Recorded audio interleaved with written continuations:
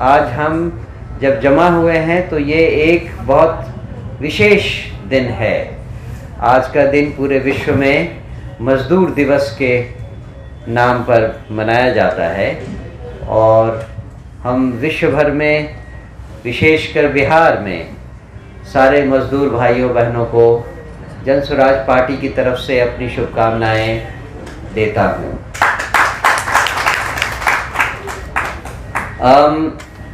जैसा आप सब जानते हैं कि बिहार में तरह तरह से अव्यवस्था, कुव्यवस्था, भ्रष्टाचार वगैरह वगैरह बहुत प्रोमिनेंट तरीके से दिखाई देता है।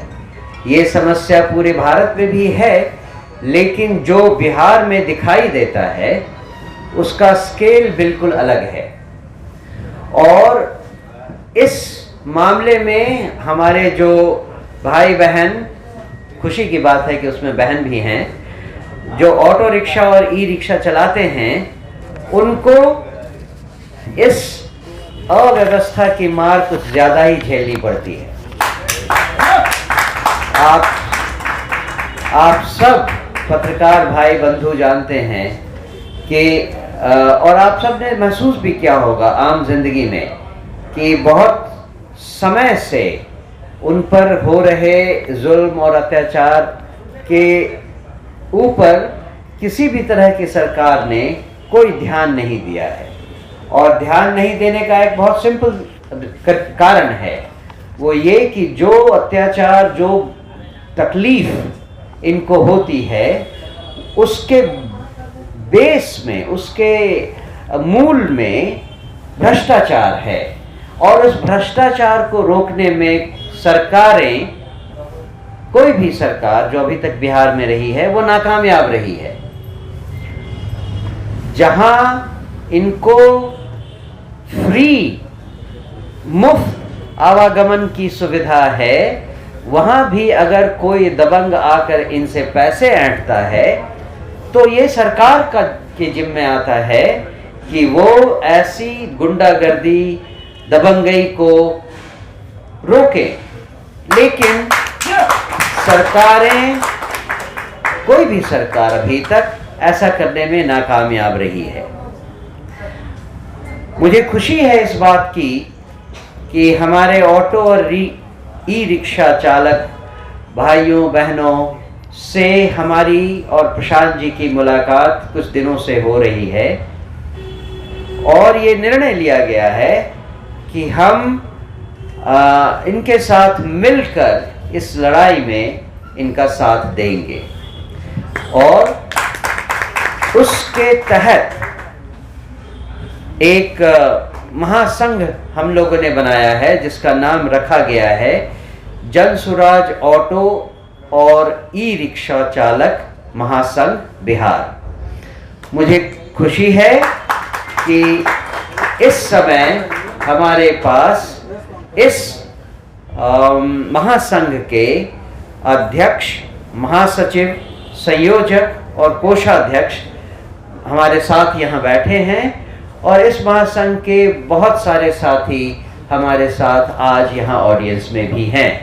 मैं एक बार पुनः आप सबका यहाँ स्वागत करता हूँ। मैं इनको आपसे इंट्रोड्यूस करवाऊं, इससे पहले मैं दो चार बातें और कह देना चाहता हूँ। अभी जिस हालत में जन स्वराज पार्टी है, उसमें ही हमने इस ऑटो एवं ई रिक्शा चालक महासंघ की एक मदद की शुरुआत कर दी है। वो कैसे? 1 lakh auto and e rickshaw चालकों को जन स्वराज पार्टी निःशुल्क दुर्घटना बीमा करवाने का जिम्मा लेती है। वो अभी से ही, मतलब सरकार में चुनाव आए या ना आए, हम सरकार में आए या ना आए, इससे अंतर आए बिना हम अभी से ही इनको ये दुर्घटना बीमा देने की शुरुआत करें, इसकी शुरुआत हमने कर दी है। अगर और जब हमारी सरकार बनी तब हम दो बातों का वायदा और भी करते हैं। सबसे पहली बात तो ये कि जिन जिन भाइयों बहनों को ऑटो के लिए, ऑटो खरीदने के लिए लोन की जरूरत पड़ेगी, उसमें जो EMI है उसको हम 4% ब्याज पर ही इन्हें देने के लिए कहेंगे। बाकी जो भी हो 4% के अलावा वह जनसुराज की सरकार देगी। और ये बहुत ऑब्वियस पॉइंट है, लेकिन फिर भी इसको एक और बात मैं कह देना चाहता हूं। जनसुराज ने जनरली ये वादा किया है कि अगर और जब हमारी सरकार बनी तो भ्रष्टाचार मुक्त समाज बिहार में लाएंगे।